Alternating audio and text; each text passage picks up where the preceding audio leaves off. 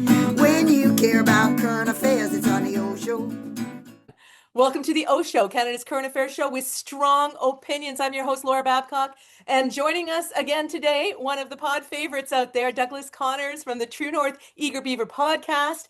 And we're going to try to keep our audio a little more similar because I'm going to yell at some point, and Douglas doesn't yell. So we'll try to make it easier for everyone out there to listen to the pod. And I want to thank everybody in the 37 countries around the world who listen to the O Show on Spotify, Apple, etc. Please subscribe, like, give us comments, help the algorithm. And on YouTube, let's get to 7,000 subs this week.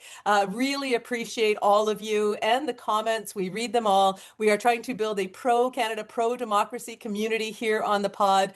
And all of your shares and everything really makes a difference. And on social media as well, our clips from the scandal panel last week have had in the hundreds of thousands of views. So, this is an important conversation and we need to keep having it. So thank you, everyone.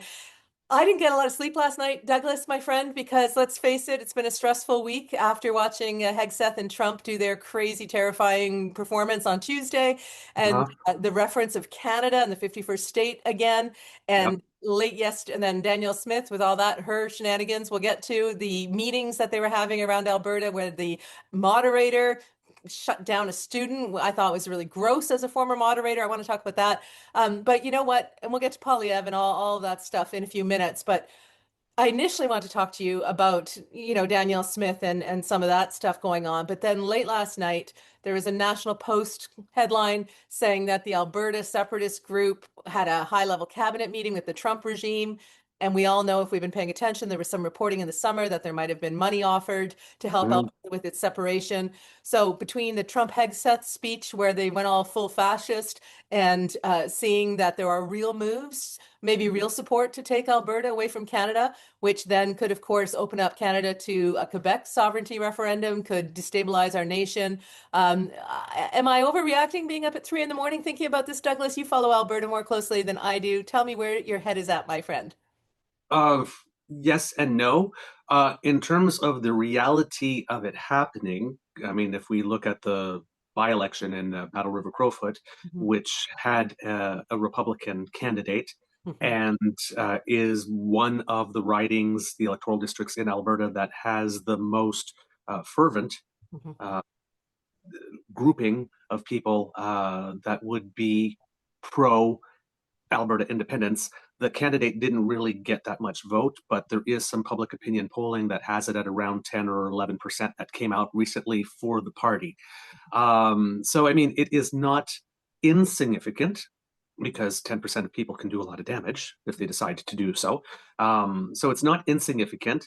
The measures going on with those talks are very, very concerning. The first thing I always see on my Twitter feed is like, is this treason? Is this treason? Right. Legally, no. In spirit, yes. Legally, it doesn't meet the definition, but it is definitely disloyal. And if the goal of the United States, because we keep on seeing these little quips every now and then, oh yeah, we seem to have a really bad human smuggling problem coming from Canada. We seem to have, all these little things that just seems like laying of little markers to create the case. We had that Sean Foyt guy come in and said, oh my God, Christians are so persecuted. I'm going to go run and tell Donald Trump. All those little markers that every time I hear them, I'm thinking, my God, they are setting us up to Ukraine us, aren't they? So in terms of that kind of stuff, keeping you awake at night, yeah, absolutely. Because again, as we learned with Donald Trump talking about the 51st state, we don't have to listen to Peter Hoekstra. I just saw something go across my Twitter feeds, an opinion piece. We would be wise to listen to Peter Hoekstra.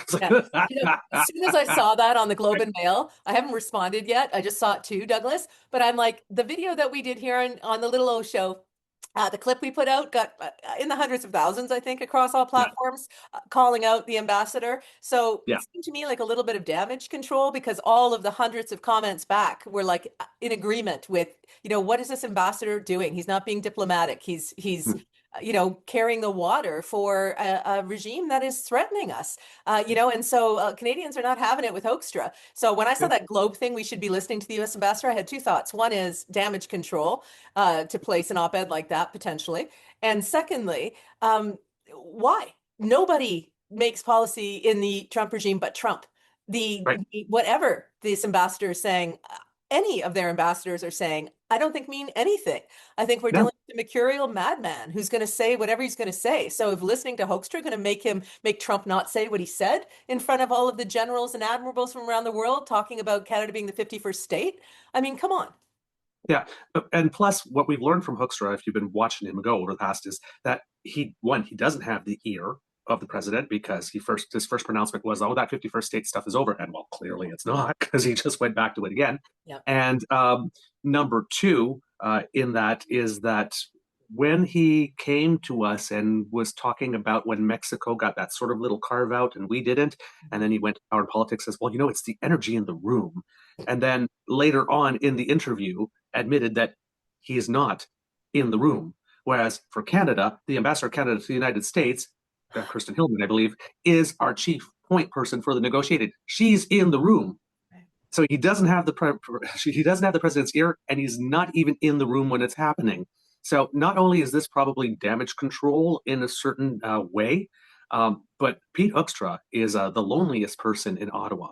A lot of people go to the U.S. events because, well, you have to. But let's just say that the 4th of July one, word on the tweet is there's a lot of people that made an appearance, and it's like, "Oh, hi, nice to meet you," and like 30 minutes, like, "Oh, look at the time."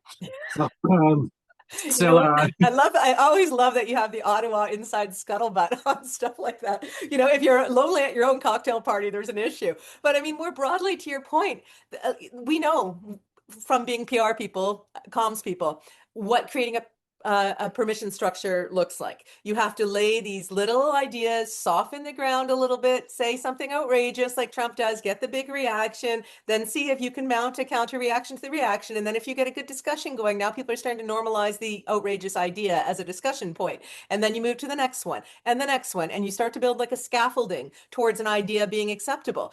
Maybe it won't be acceptable Alberta separation in the next 5 years. Maybe we won't have a choice depending on how dark things get in the United States, my worst case scenario. But now you've got a generation of Americans thinking that Canada should belong to them. And you've got some Canadians, even a minority, thinking, wait a sec, would we get a better deal? You won't get a better deal. Joining the United States is a ridiculous idea. They don't treat their own citizens well. They don't treat Puerto Rico well. And Canadians, if we join, are going to get exploited for our resources. And we're not going to get any kind of the old school, America citizenship that we might have grown up with. That's not what's going on there now. So it's not on the table. It's a foolish idea to become the 51st state. And for the small minority in Alberta who seem to think that it is where they want to go, including possibly Premier Danielle Smith, they're being conned by the greatest con man of all time. And and there is, as you know, a group of hardworking Alberta volunteers who are getting out there under Lukasik and getting the petition signed, and I'll put it in the show notes for people to sign. But I guess, Douglas, my question to you is, I'm in this stuff all day. I'm steeped in it, as you know. It's part of my work to just pay attention to social media, so I see it all the time. It's easy to believe that there is a bigger movement and a bigger threat, but there's also the risk of saying, "Oh no, they're just a little minority." I mean, MAGA, true hardcore MAGA, is a small minority in the United States, and look at the hell that they have rained out on the world in 9 months. That's why I made that comment about the 10%, right? And especially if they're well organized and someone likes them enough to fund them. Right? Because this little thing, internet, that we're using to do this, has flattened the world, right? Everyone is a publisher. Everyone can be a content creator. Everyone can organize a movement or put a post up on Facebook and say, "Hey, we're having a protest here at some time," right? Everyone's a potential mobilizer. We say it on our show when we end the show, when we ask our kids and cubs if they would share our content and, add a little something on it about why it resonated with you, because everyone is an influencer in their own circle. Right? Everybody has people who look up to them for their opinion or their view for something. So 10% in this type of context, and with things like give, send, go, and money being able to flow over borders and all that type of stuff, 10% of people can do a whole lot more damage in 2025 than they could do in 1925. That's for sure. And let's also put into perspective, we are seeing US getting TikTok, which means that it's going to be full of Trump propaganda, right? We see Facebook owns Instagram, Threads. also owned by one of the tech oligarchs in the United States. YouTube is paying out to the Trump administration Yep. right now. It makes networks like Blue Sky and Gander and, others that come up and Substack important. And I'm trying to get myself on all those platforms as well, Right. because we are watching the consolidation of the public square online. And Yes. people don't even realize, Douglas, how much propaganda is coming in. I said I would bring it up on today's OShow because somebody, a Canadian voice said on X, I'm getting just throttled on here or something like that. And I said, you should see what I get every half an hour. Like paid Yeah. bot farms just send me hate about my family, hate about everything, tons of Yep. MAGA propaganda. I've seen it. Yeah, it's brutal. And so I fight through it because we need to be in that wretched public square, some of us, because it's what we're good at. But Yeah. for everyone listening and watching this, you have to be incredibly careful with your algorithms and your feeds and the for you on your pages. You have to challenge information. The president himself put out an AI generated video this week of him Yes. with fake words coming out of his mouth in the Oval Office around this stupid medbed QAnon conspiracy garbage, and put out a crazy one this morning about, with the Grim Reaper and stuff. I mean, Yeah. we're not dealing with the same territory that we used to deal with in terms of information and propaganda. Yeah, that's true. And that's one of the reasons I'm glad you broached the subject, because there's something going on in Canada that hasn't been getting a lot of attention. Prime Minister Mark Carney mentioned it once in one of his speeches very quickly. But when I heard it, political geek that I am, it made my nipples get hard right away. Okay. Not in a good way. Not in a good way. No, no, in a good way. In a good way. Okay, This, okay. this was good stuff. Okay. Prime Minister Mark Carney mentioned in one of his announcements, I think when he was announcing the 5 major projects that were going to get the first approval, and then the ones that are on the second tier, somewhere in there, he also slipped that Canada was going to be working on a digital cloud that was Canadian, a sovereign digital cloud. This is something that not a lot of people are talking about out loud. There's about 70 key Canadians that wrote a very open letter that was very important. But things like, we're talking about Gander, that platform that would be in Canada, because a lot of our data and our information is stored on these servers in the United States. So, for example, all of your content on your YouTube channel, all my content, in the United States could just decide to say something like that, and I lose all of my content because it's not hosted on a Canadian server. So, Canadian cloud, Canadian social media, hopefully that asks you to put your name and use your real identity. But all this type of stuff, extra money going into science and funding and creating chairs of excellence at universities, given that there's probably going to be some brain drain from the United States in terms of academics and scientifics. Scientifics, or am I thinking that name of scientists and researchers? Scientifics works for me. Yeah, it's in French, les scientifiques. Right. The Parliamentary Committee on Science and Research has actually had 4 meetings already. It's probably the one that's the most active on specifically what it is and how we are funding science and research and all that kind of stuff. All that type of stuff that people don't think of, because is extremely important, and it seems that we are on it and that we are working on it. And right now, it's not getting a lot of attention. It is not sexy, but I tell you, if the poop hits the fan, like think of it as the equivalent of Line 5, right? That's bringing oil to Eastern Canada, but it's going through Michigan. Like this, if they decide that they are going to cut that, the alleged Eastern bastards are going to freeze in the dark, right? So your cloud and all that intellectual property is extremely important, but again, never makes top news. I hope they put something in there about owning our own data as well, which would be really nice, like they have in Europe. But this part is very important, and they are working on it. So it's. I'm glad you brought it up, because I mean, there's so much American hedge fund owned MAGA media in this country, major newspapers right across the country that are pushing out propaganda for the Trump regime all day, every day. And, there are lots of Canadians saying, at what point do we as a country try to stop this or raise awareness around it? So I had somebody the other day say to me, Douglas, I asked them, did you see the Hegseth speech when they came over? And they said, I come here to learn about the news, Laura, because I don't know what to believe anymore online. And I thought to myself, we are getting to a place where you talk about having individual spheres of influence. Oftentimes authoritarianism is slowed down, if not stopped, by neighbors talking to neighbors about what's really going on. And if we are in this massive flood the zone strategy of AI and bullshit and fake stuff, like they faked Schumer at a microphone the other day and put words in AI words into their mouth, the Trump regime did that. I mean, if we are in that world, what some people do, and I don't blame them, is say, I just check out because I don't know what's true anymore. And Right. if some people are doing that rather than get fooled or dragged down these rabbit holes into this MAGA hellscape, then we have to make sure we talk to our friends and neighbors. We need to get together more. I'm getting back to scheduling dinner parties every Saturday night because I have to talk to my friends, and they have Yeah. to talk to me, and we have to connect, right? Yeah. Um, And that goes hand in hand with the divide and conquer thing, right? I, Like this, to get us to hate each other and therefore not creating the spaces for us to even want to talk to each other. right, That right. helps, right? So it becomes even all the more important Mhm. to build your own personal networks and to include people in your networks that are not only like-minded, Right, right. right? It's Yeah. true, no, because you don't want to create your own personal little echo chamber, but you need you need those conversations. Mhm. Because if you just listen to all that, and if I listen to everything that's being told to me about the right wing, I would never talk to a right winger again. But Right. it's a spectrum, It is. right? It Right. absolutely And is. and there are a lot of decent, logical, rational, kind people on the right. Yes. And the further that you go, the further there's some people that we are losing to whatever that is. And again, it's not that they're bad people, right? We saw with the Cambridge Analytics, they're coming into our lives and picking up every psychological detail about us, then passing it through AI and finding a way to maximize our own decency and use it against us. Right? Ugh. We all care about children. We all care about the safety of children. But look at how that torquing of the issue of safety of children then happens, right? We need to care so much about children now that we have to make young girls sign forms to say that, yes, they are girls, just to be able to be a kid and play, Yeah, it's insane. right? So, yeah, It so gets let's, really twisted it does. very easily. And if we are not talking to people on the right and the people on the right are not talking about us, right? They say, oh, he, him, I can discount everything that he says. He's using pronouns. No, talk to that person because you know what? Clearly, if you're going to dismiss an entire human being by virtue of the fact that they have he, him, or they, them, Right. right? Yeah. You have a blind spot and you're choosing to have that. This is a choice.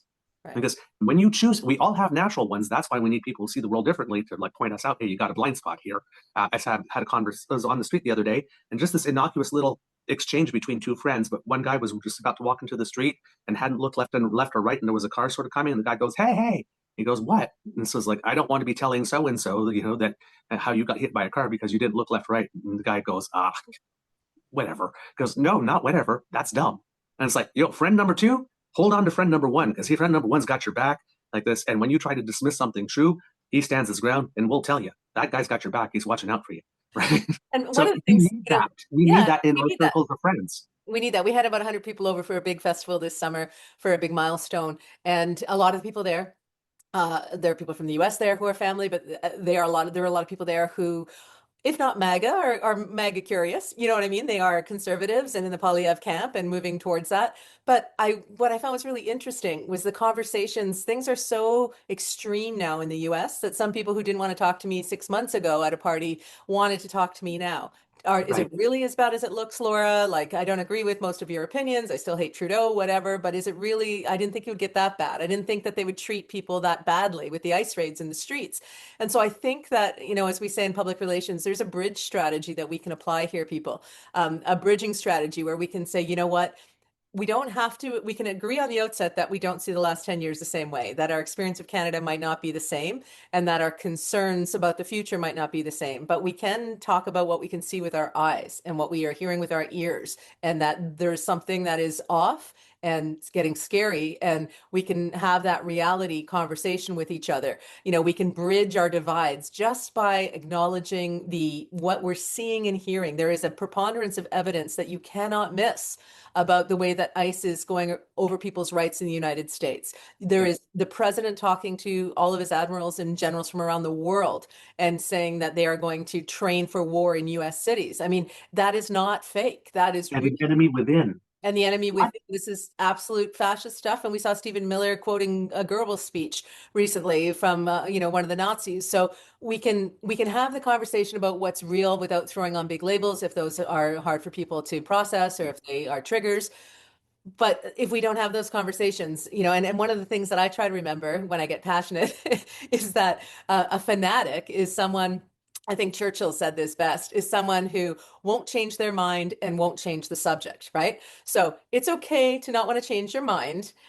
You're not easily convinced or you're passionate or whatever, but not being Yeah. able to change the subject, not letting somebody have a different point of view. That's when you start to get fanatical. That's when you start to get extreme. And so I think for all of us, as we head towards Canadian Thanksgiving coming up very soon, have the conversations, to Douglas's point, about what we're seeing in the US and what we're seeing in Alberta.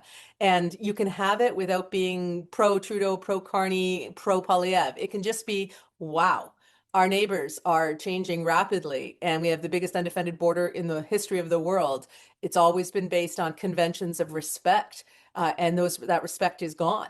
And those conventions are being depleted by this regime. I'm not saying Americans don't respect the hell out of us; they do. But I'm talking about the Trump regime sees it Yes. as a big pile of resources that should just naturally belong to the U.S. So this is, I'm glad we had this. I didn't have planned for us to really get this deep on it, Douglas, but I think as Canadians are feeling this tremendous level of stress, and they're thinking, should I just ignore it and get back to barbecues and enjoying getting ready for fall? Or should I talk to my family at Thanksgiving and say, where's everybody else with this? Like, how are you processing the threats to Canada? Where are you getting your information from? What do you think we need to be doing as a citizenry, as residents of this great country? Mhm. And two sentences, if you're doing this, choosing to do this at Thanksgiving, that are really, really helpful. I understand how you can see it that way, Right. right? Number one, meet them. And number two, oh, not you're wrong, or like, I understand how you could see it that way. First one. Second one, the way I see it is, Hmm. my take is. Right. I guess, what's your take on it? So to create that open space. So don't make it, we're so used to being polarized and being in an adversarial position that I'm trying to convince you that I'm right. Don't enter the conversations trying to convince or persuade. Right. Enter the conversations trying to say, here's what I see. Hmm. I'm interested in what you see. Tell me what you see. And I think The that's conversation would be very different. Yeah, it's powerful advice. Sometimes we need to fight back tough when I see certain claims about Canada that are outright lies, when I see people trying to manipulate, when I see people trying to um, rewrite history in real time. I will, I'll come up pretty hard on that. But that's not the same as talking to your neighbors and your friends and finding that kind of bridge conversation. And so I think we need to do both. I think those of us who are good at the air war battle, and I'm working on narrative dominance for Canada's values and our Yes. sovereignty, that takes a lot of work, and you got to fight hard on that. But that individual conversation, person to person. I mean, look what's happening in Alberta. We had Bonnie Critchley on recently, and she'll be back to give us the view from Alberta. But when I asked her, where does Danielle Smith stand on Alberta separation, she said, her words, who fucking knows? I mean, it's so confusing. There's so much back and forth. So where are you on Alberta separation threat in particular, Douglas? And then we'll get talking a bit about Poilievre. Um, the Alberta separation threat in particular, I'm not, same thing with Danielle Smith. I'm not sure if she is actually pro separation, but I know that Danielle Smith is pro drama. Right? Danielle Smith doesn't need solutions. She needs the drama, right? That's why she stood up the other day and saying, you know what? I don't have a proponent, because we talked about it, right? The brilliant thing Mark Carney did on the major projects is a bitumen pipeline? Sure thing. Find us a proponent and then we'll talk. Well, she's got the separatism thing that's going on. That doesn't help, right? Worst minimum wage in Canada, worst funded education, second highest unemployment, doing quite a number on healthcare, showing that she's going to get in the way of your personal relationship with your doctor. Uh, you know, not wanting to raise the minimum wage for young people because somehow it creates a barrier. So therefore sending the message that she believes that it's okay to pay young people less than they're worth or less than they need to survive. None of these things are attractive things that draw business, right? We saw 900 jobs, Imperial Oil jobs leave, but that's not the first thing, right? ConocoPhillips announced jobs that were leaving before, and Chevron before, right? They're losing a head office in Calgary, which is rare, as Naheed Nenshi recently pointed out. So this is not the signs of someone who's building an economy that's getting ready to thrive, that's building an economy that's going to attract business. So she's clearly not going to find a proponent. She said she'd have one in a few weeks, and that was in June, and now we're in October. So she has decided that she is making herself the proponent. like this, or forming a small crown corporation, and that she's got 3 oil companies that will provide advice, and she's trying to suggest, well, look, I have these 3 companies that want to provide advice, so certainly one of them would want to be proposed. There's no link. Of course, every oil company is going to want to provide advice and see if they can get those 9 laws, the restrictive laws that they keep complaining about, repealed for somehow for doing no work whatsoever. But that doesn't mean anything. But when you So, make that, go ahead, yeah, sorry. but so in that sense, is I'm trying to figure out, is she really pro separation, or is like really just the oil lobbyist masquerading as a premier, and anything that will allow her to maintain in that position could also just be, and this is one thing, I mean, like with the whole skybox thing and the changes on ethic rules to get better gifts and all these traveling panels that maybe she just likes entertainment, eating out and staying in hotels and all these consultative processes. It could just be that she just might, it might just be an Empress Danny type thing. But right? So here's the thing, when you list off though her policies and her proclamations, they're very MAGA. Danielle Smith's policies in Alberta sound a hell of a lot like the stuff that we're hearing coming out of Project 2025 and coming out of the Trump regime. And then when you layer into that she ran down to Mar-a-Lago to kiss the Mad King's ring a few months ago, right before the election, that she tried to get some intervention in the Canadian election on a right-wing podcast in the States. I cannot just take her as a drama queen premier. Danielle Smith is not just a drama queen who likes the headlines and likes to mess with people. She is someone who has shown ties to the Trump regime. She is putting out policies that sound very much like MAGA. She is treating people in ways like we saw the shutdown at that event by her moderator on an audience member. That is stuff talking about, you should be spanked by your parents. What the hell is that regressive stuff other than what we're seeing with MAGA in the US? So Douglas, if there wasn't the adjacency to the Trump regime, then I would take it more as just a headline grabbing, maybe oil lobbyist and, oil friendly type conservative premier thing. But to me, it's more than that. We see too many patterns now, right? Yeah. My question with her, though, is just whether or not she believes it, or she sees that it's a model that works and is recreating it. Right. Because what I'm seeing with Danielle Smith is that these problems are mounting, and she clearly does have no solutions. And usually when you do not have a solution for a problem, what you try to do is either manufacture another one or create something to fight. And Danielle does not have an identity unless she is picking a fight with someone or distracting from the facts. So things like sovereignty and whatnot, or like appealing to MAGA stuff, she knows it gets a reaction. Does she really believe in the MAGA stuff, or does she just know it works and she's using it as a distraction for as long as possible to hide her own incompetence?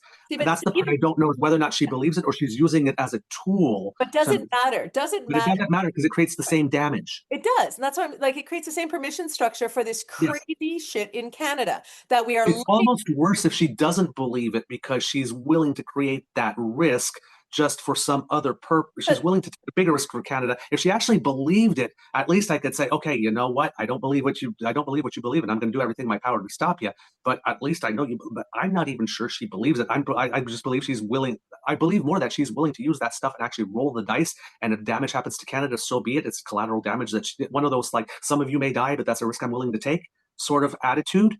And that's even more dangerous. I don't think Trump believes in the 2025 stuff. He was a Democrat for the longest time until he realized the opportunity was to con the Republican Party and create MAGA. So, I mean, whether they're true believers or they're just people who are very, very cynical and damaging, they say, what is that line, that an autocrat would burn down their country to rule over the ashes? I mean, it's just that kind of I don't really care. There's a way to make money. There's a way to be powerful. So I'm going to do that.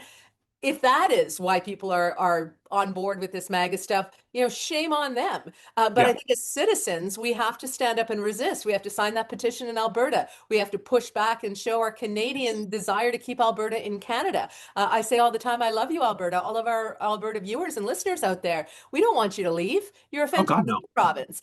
So don't believe that the rest of Canada wants to kick you out. What we want is to make sure that a small minority of vocal people who are getting support from the most powerful regime on earth don't get so far ahead in this conversation that we can't stop them when people finally wake up to the threat. So let's talk about Poilievre, because I don't believe for a second that Pierre Poilievre buys into half the shit that he says. Oh I think God, that no. he uses stuff because he thinks that it's clickbait, it's rage farming, whatever. You can't be an intelligent person and believe some of what he's putting out there about the Carney economy and Carney's level of activity and productivity. It just doesn't line up with the facts. So when he talks about, Carney had the opposite of the Midas touch or whatever, he was trying to be cute with something this week. It's like, well, while you're talking about how Carney's not doing anything, he's out there literally making deals, announcing huge legislation, got builds going on. Like so I mean, politicians are always going to politic. They're always going to say bullshit. They're Right. always going to, try to take their enemy's strengths and turn them into, or they're, into a weakness per Karl Rove's theory of war way back. But I mean, as Canadians, we should also call that out and say, like, for every post that Poilievre puts out saying that nothing good is happening in this country, we should flood the zone with actually, yeah, hello, Yeah. projects, investments, right? Yeah. Oh, absolutely. But like the reason I laughed is, look, if you're going to attack someone, Yeah. right?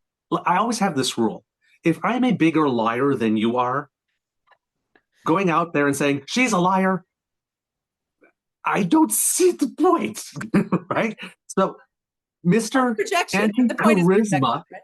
yes, but Mr. Anti-Charisma, who couldn't even win his own seat, is accusing someone else of having reverse Midas touch. Like, girl, girl. It's like, gee. Because we can see like when they say that Carney's not respected, Temper. hello, right? Like there. So again, what was the final decree of the state in 1984 in Orwell, right? Was don't believe your lying eyes or whatever. Yeah. I saw a tweet from Poilievre saying that things are getting downright Orwellian with Carney, and it's like, God. would you stop with this Yeah. insane projection? I mean, Like Trump pulls it off because he does it with a certain swagger. Poilievre has none of the swagger to pull off that shit. yeah. He just looks ridiculous, and Canadians are like, whatever. I know. And the thing is that like there's the big lie, and then I think that might just be possible to have too big a lie. Like his latest one that Mark Carney should apologize to the UK for all the stuff like that rampant inflation and whatnot. And if you actually do go and look at the data, Right. like just this one point, right? When Mark Carney became the governor of the Bank of England, inflation was at 2.57%. It reached almost zero at some point during his tenure, spiked up a little bit, and ended somewhere around 1%. Right. Right? During a very tumultuous time. Mm-hmm. Like, and if you look broader than just that time, it is some of the lowest inflation period in UK history, like from about 1960 to 2020. And he's sitting there and it's going like this. He left it so rapid and terrible with the printing money that he needs to grovel there and apologize. And it's like, I'm looking at the graph and it's like, girl, are you on crack? Yeah. Because And I can't.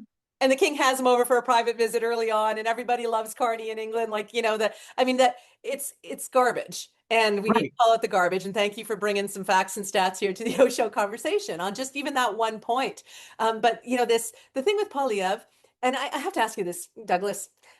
You and I obviously are centrists or center left or whatever. I don't know who you vote for or whatever. I don't care on this pod, but when I look at the nonsense like that around finances and around the economy and him saying, that, Carney somehow doesn't know how to manage and whatever, I have to believe that real conservatives, like the normal Canadian conservatives, look at that and go, dude, we can tell that Carney knows what he's doing. We are going to look at his budget and we're going to scrutinize his budget, but we've been watching a very efficient professional get to work trying to build trade relationships for us as we become resilient, and self-sustaining in this country. So I have to believe they look at him and think like this foolish MAGA clickbait, rage bait stuff might be helping Danielle Smith in Alberta whip things up and might, own the libs and get some of us upset some days. But they must Yeah. look at it and say, I'm going to vote for Carney again if I get the chance, because Poilievre's got nothing to bring to the table. Oh, absolutely. And you can see it. Like again, with polls, I know how people feel about polls. And like I said, I always recommend that people look at the aggregators, right? Right. But right now you're looking at the numbers between the parties and they're starting to get closer, Mhm. right? I think Nanos just came up with one. And I pointing out Nanos specifically because they had leads of up to 12 points at one point and now they're back down to 4, right? And that will be spun as, oh, conservatives are doing better. But if you look, conservatives on that poll are 4 points lower than they scored in the election. And the lead of the Liberals over the Conservatives is still greater than the election lead. What you notice is that 6% of the vote Mhm. that from the NDP that went to the Liberals during the election because they said, oh my God, we can't have a Prime Minister. Poilievre has parked back to the New Democrat while there's no election on. Which, of course, because Mark Carney is talking about austerity and whatnot, and of course, some of that vote's going to swing back. But if we had an election tomorrow, if the government fell on the budget, let's say the government managed to engineer its own defeat, do you think that 6% of NDP voters that swung back right now to the NDP is going to vote for Pierre this time? No, right? And then if you look at the approval ratings, even though the numbers between the parties are getting closer together, Mark Carney's approval ratings are still like approval ratings people would dream to have, right? And Pierre Poilievre is still in the basement. That's 37 with him being a drag on the party, personally. I heard that little conspiracy theory you just threw out there about them tanking the budget to force a non-confidence vote because they know the NDP leadership is not back in place yet and they would have no running room, and that Poilievre is tanking and even more unpopular than during the election, and Carney could get that majority. I mean, is that what you're suggesting, Douglas, that there may be a move afoot to say, yeah, you want to go, Poilievre, you want to have an election on this budget non-confidence thing? Okay, let's do it, because the NDP vote's still going to come to the Liberals, austerity notwithstanding, because the MAGA proposition coming from Poilievre's MAGA party is not appealing to people on the left or people in the center, right? Yes. I don't say that that's what's going on because there still is a risk for the Liberals with Quebec, specifically with the Bloc. Right. So they can't take it for granted that they would keep what they have in Quebec. Yeah. But in the sense that normally when you have a budget, you're consulting with other leaders. And just the other day, Mark Carney was consulting with Don Davies of the NDP and was consulting with Elizabeth Party's Green May. And you had Blanchet have a whiplash-inducing flip-flop because Blanchet was all over in the last election saying that he was going to support the Liberals on confidence motions until at least the U.S. midterms. Right. To hammer out a deal. And now yesterday he's saying, I can't vote for I'm not sure we can vote for that budget, which is a confidence measure. And all of a sudden he's concerned about debt and deficit, which is usually Pierre Poilievre's turf. But I distinctly remember during the election how Yves-François Blanchet was perfectly fine with adding $16.1 billion to the debt and deficit by increasing OAS payments and the amount of the clawback for GIS. So all of a sudden he's had a double flip-flop, whiplash-inducing one. So there's a lot of positioning for these parties to they're trying to force the NDP into a situation that it's going to have to accept something austerity, which is probably why Carney's talking to the NDP saying, like, what do you need in here? What few things can I throw in there for you? Right. But Blanchet himself didn't get that call for that meeting. So that about face is probably a little temper tantrum. But Blanchet, if Blanchet is going to crowd Poilievre's turf on debt and deficit, Blanchet is going to do it better. Right. Blanchet is somewhat of a rational actor, not prone to flights of fancy, not really into the big lies and that type of stuff and the big drama. The way that Poilievre is. Blanchet doesn't give off Milhouse energy, right? Exactly, right? And he has that manner of speaking that's very entertaining and engaging, right? Even if you don't like the Bloc Quebecois, when you watch him speak, I mean, it's a good show. Yeah, it is. So thank you on that, because I don't think that the Liberals are going to try to tank what they're doing. No. I honestly believe Mark Carney has too much business going on that he just wants to get on with it. He doesn't want to interrupt it again. But I think, by positioning that way, it's like, try it. Yeah. Let's see what you got. Well, I think he's daring him. Yeah. And you know what? A leader has to be sure in what they're doing, and has to be, it's like in a negotiation. If you can't walk away from the table, you're not going to get the kind of deal that you want, right? So I'm negotiating something right now, actually, and I'm like, no, maybe I'm not that interested. And they're like, oh, no, but you should be, and I'm like, But so, I mean, you have to do a little bit of that to be able to stay in a position of power and to get what you need out of something. So I think Carney wants to get things done for the country. I think he has an ambitious agenda. He made a lot of promises. And, to Mark Carney and to his comms team, the Carney comms team has been doing a really good job in the election, positioning Mark Carney as the global leader, the serious person, the person that Canadians can trust. I think it was very effective. As we're seeing now, the attacks on certain narrative lines about Carney not getting enough done, etc., I would love to see Carney's team get their positioning a little bit more real, as opposed to less of this ambitious, poetry of an election, and get down to the prose of production. Exactly how many houses are being built, exactly how many deals are coming in, exactly what have we signed. Like, keep giving us the list so that we know. I keep telling people, you want to know what Carney's been up to? Ask Rock. I don't have the time to itemize the Carney. I don't work for them. They can do their own promotion. But we need to see that, because when people sit around the Thanksgiving table, they need to be able to say to their friends who say, Carney's not doing anything, he's just globetrotting around Europe, Europe. They need to be able to say, well, actually, he is spending a lot of time in Europe, but as a result of that, he has worked on these different deals. There's this coming in. We've got this kind of stuff. I mean, you've got to give people the talking points where they can issue by issue have a response. It can't just be about Carney is this respected global leader and doesn't he make Canada look good at the UN? We need to start seeing some stats that are easy to use in social media conversation. Yep. So it's the flooding of the zone, but from the other side, right? And I mean, and if you stop and you look back, I mean, the three major coordinating agencies that he needs to make this plan, right? The Major Projects Office, the Build Canada Homes, and now that's a Defense Procurement Agency that he just announced the other day. Those are the three big ones, right? Like I said, if you've got the Major Projects Office and all of those, as much of those things are doing double duty, can be military and business as well, like ports and that type of stuff. That gets to work. That $500 million to Algoma Steel, 400 from the federals and 100 million from the provincial government, which are loans. That's going to allow Algoma Steel to move from a coke-based steel production, which is coal, to electric, which is going to make whatever products that they make there now way more marketable if we're talking about carbon adjustment border mechanisms and stuff like that, because it's going to be produced with electricity from either hydro or a different type thing or nuclear or whatever, but not coal. And that 500, that makes those products way more competitive all of a sudden. Embedded in a lot of these projects are things when he's talking about not achieving green through interdiction, but through investment and having a climate competitiveness strategy, those copper mines that are going to be zero emission. That helps with that project, right? Darlington Nuclear helps with that as well. There's always some type of green component embedded in everything that he is doing that adds to that. And then there's IP related to that as well, right? That you can sell and market afterwards. So, I mean, he's thinking on several levels all at once and trying to do two birds with one stone, sometimes even three. I guess. So when you're announcing all these things, okay, announce the housing thing, and then right away, boom, we've got 6 municipalities. And then the next day, boom, we had information about what was going on in Dartmouth. Because that has to be, and right now it's still slow because the agencies are forming, but once, like in about 6-7 months, once they're going to start rolling, there should probably be like an announcement or two of this kind pretty much every single day. We're adding this, we're doing that, we're adding this, we're doing that. And give it a dance to that too instead. Because the flooding of the zone from the Trump regime with this anti-Canada rhetoric is powerful.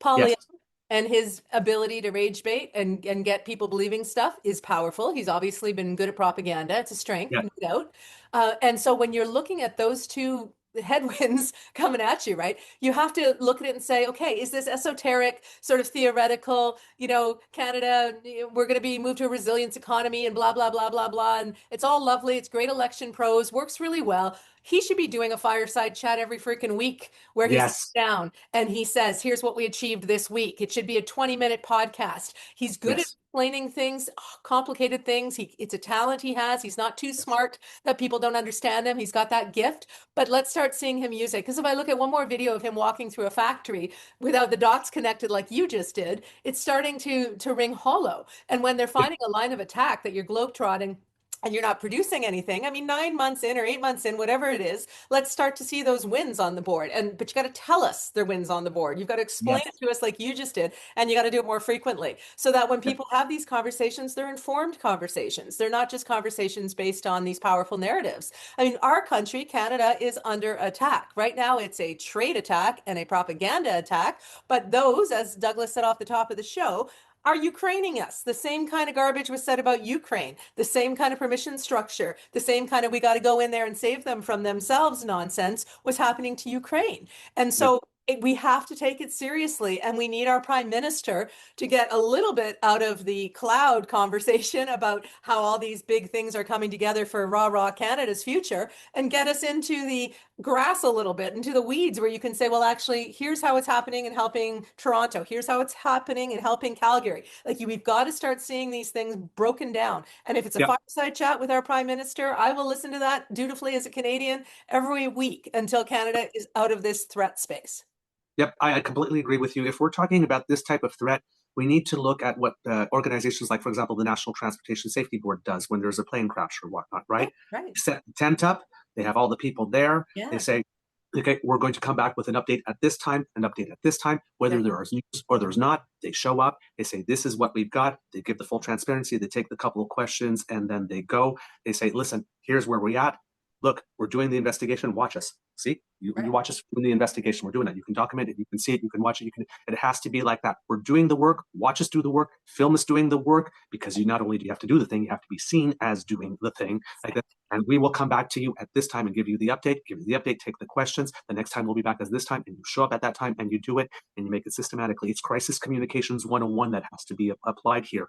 Even though we are trying to do it with an aspect, we're not trying to cover an actual disaster, we're trying to prevent one or a disaster in the making. But if the Prime Minister and the Liberal team adopted a crisis communications approach to keeping Canadians informed with all those principles of transparency, and you can't screw up on those ones, right? When you're the National Transportation Safety Board, you can't play fast and loose with that stuff because people really care what happens to them when they're in a plane. So they're apply that same, all the ethics and the rigor that goes with that, this communications exercise, and you are golden. Do you know what? They were great at the aspirational. They put out some big themes that worked really well in the election. They got Canadians to believe that our future might be stronger. It might be Canada's century. We can become resilient. Like all of the stuff that made us vote for Carney, I think is great. And they should never lose that, because that is what he clearly believes and it's effective. And nobody has to look at it and say, does Carney believe what he says? Like we were saying about Danielle and Poilievre or Trump. We know what he believes. He's got a lifetime record of how he approaches these kind of crises and what he believes for Canada. So awesome.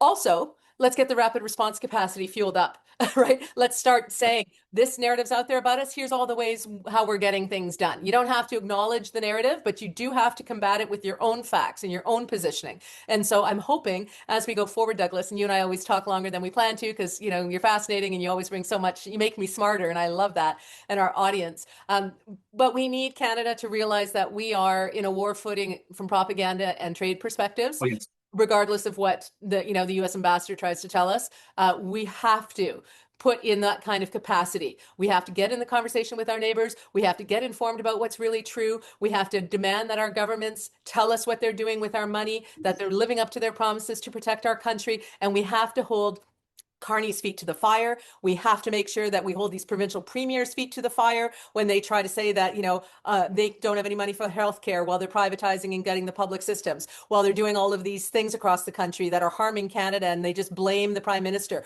We have to know which person is responsible for what, and we have to hold Ford's feet to account and Danielle Smith's feet to account and Scott Moe's feet to account, and we have to make sure that we're protecting our country. So this is on all of us. This is not just we can't just have a conversation and, one of the things that's been driving me nuts in America is all these intelligent American people with good ethics and powerful voices. And they're spending their time on their accounts going, wow, is this really happening? I can't believe this is happening. Look at this happening. This is bad. Stop watching what's happening in the US like it's a multi-chain car crash on an icy highway. Get some salt on the freaking road. Start to say, hey, everybody, don't get on the highway. There's a big crash happening. How do we stop what's happening? Not just stare at it in disbelief. And I refuse to let my country, Canada, sit around and have conversations about, wow, what is this in the construct of history? And, what could this possibly portend? And, oh, isn't it fascinating what's happening? No, we have to stop it.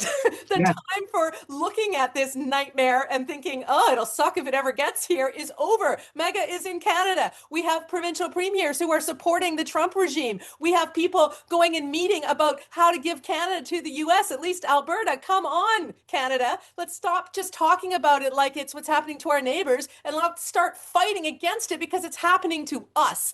And I hope America can save us from Trump. But if they can't, damn it, Canadians, we have to take this stuff literally and seriously, talk to one another, and see what each one of us can do to make sure that our Prime Minister delivers on what he promised to protect our country and our economy, make sure that our premiers are not scamming us and ripping us off and getting all MAGA right under our noses with regressive, harmful policies. And we got to speak to each other no matter how mad we've been the last 10 years about politics, and make sure that together we are defending our country and our rights.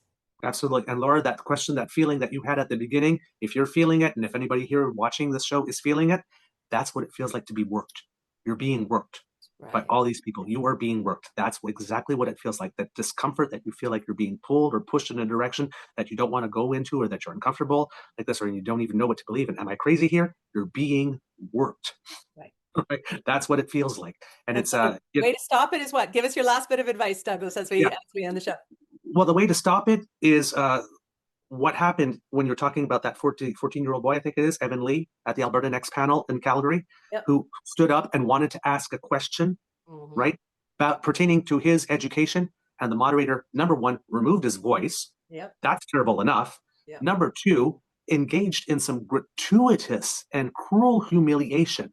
What you're saying doesn't make sense. I don't know what you're doing here. You're here only to create chaos. I mean, the first part of the question, I'm a 52-year-old man. I understood it perfectly. Yep. Then I saw what Evan Lee wrote afterwards and would finish this question. His question was perfectly reasonable. Yep. And then on top of that, saying, hey, you deserve to have violence be committed upon you like this, which I believe is a crime, calling for someone to commit violence upon another person. And while there were people in the audience, to be spanked, right, by his parents, right? So don't put this under this corporal punishment thing. It's still violence. The kid did not get spanked. Shut up. Yes. Apparently for asking a stupid, dumb question, trying to create chaos when it was a very reasonable question. And people in the audience went rude, rude. But you know what didn't happen? Mm-hmm. Not a single member on that panel told that moderator, hey, you are out of line. Not a single one of them walked off that panel. Okay. And the premier, whose job is supposed to be about leadership and who says that she's about child safety, did not fire him on the spot in front of a live audience with a live mic and cameras rolling like he had humiliated that child, but accepted some type of non-apology and said that she considers the matter closed, as if she has the standing to do that. That's, you speak up then. Right. Bang. Like this. And you hold those 11 members on that board accountable. Why did you hold your tongue? Was the money that good? Were the per diems that good? Was the prestige that good? Because you sat there and you said nothing while somebody said. Or did you like it? 14-year-old kid. Like it? Did you like it? Did you like it? Like this. And now that she's done this, and that he says, I'm ensuring, I'm committed to ensuring that these conversations are respectful. Well, one, we can see all the clips from your previous, you never did that, but you should be in no position to be ensuring anything. You called for violence to be committed upon a child. You should have no future in politics. That's something you should not be able to come back from. That little filter in your brain that said, you know what, maybe I should not say that. If you thought it didn't kick in. You are not fit for this position. But come on, Douglas, spare the rod, spoil the child. I mean, we're hearing so much regressive shit coming out of MAGA. I'm not surprised that it's happening. And I've been a moderator of a lot of public things, and I agree with you. I thought his take was terrible, and I called it out when I saw it. But I want to leave our audience with this, which is what you just said, which is brilliant, my friend. The only way to stop these nefarious, dangerous, regressive MAGA movements that want to drag us back to the Stone Age, drag us through Project 2025 shit and take away our rights and put us back into a time where it was not a fair way to live. We still have work to do, Canada. Absolutely. It's still not fair, but we've made a lot of progress. And MAGA wants to take it away from us. They want to take away rights from women. They want to take away rights from children. They want to take away rights from people in this country. And the way to stop it is every time, right when it happens. You cannot just sit by. Silence is endorsement. You have to stand up to it and say, no, what I just heard, not okay. That's not okay. And I'm not going to be a party to that. You can explain yourself. I'll listen, but I'm not going to be a party, and I'm not just going to sit here silently. I'm going to call it out early, often, and every single time. Call out MAGA early and often and every single time. You see it online, you see it at a public consultation, you see it at a parent meeting, you see it at a bar, you call it out every single time. It is the only way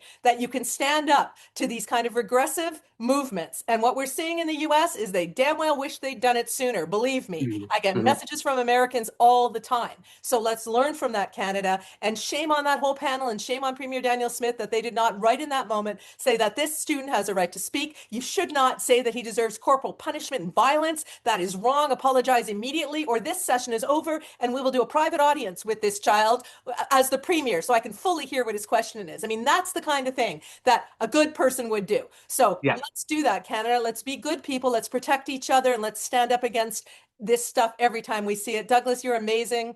I always learn so much. You always inspire me. I was feeling a little sleepy and worked at the beginning of the call, and now I'm all fired up for the weekend, for my dinner parties, but I won't be a fanatic, I promise.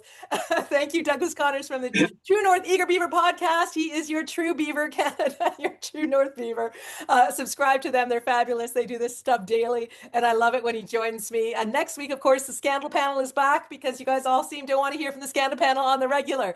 Who doesn't? I know. Who doesn't? They're great. And I always love, we don't always agree, but but it's always a great conversation. So everyone, please subscribe. So we will see you with the Scandal Panel for the Thanksgiving long weekend show. But for all of you who might not catch that, have a wonderful, safe, happy Thanksgiving, and talk turkey across the table, even if it's been a rough decade of politics and you don't always agree. Thank you, Douglas. Take care. Love to you. Love to your audience. Mwah. Thanks so much. Take care, everybody. When you care about current affairs, it's on the OShow. And when you want to get clear what's going on here, it's on the OShow. If you like to stay in the know, tune yourself into the OShow. It's the OShow. Laura Babcock's the OShow. And with a lot of great gas, she puts them to the test on the OShow. Yeah, there's no doubt they'll be calling them out on the OShow. You gotta stand for something or fall for it all. Canada, you hear the call of the OShow. It's a podcast, the OShow. Laura Babcock's the OShow. Stay informed with the OShow, OShow.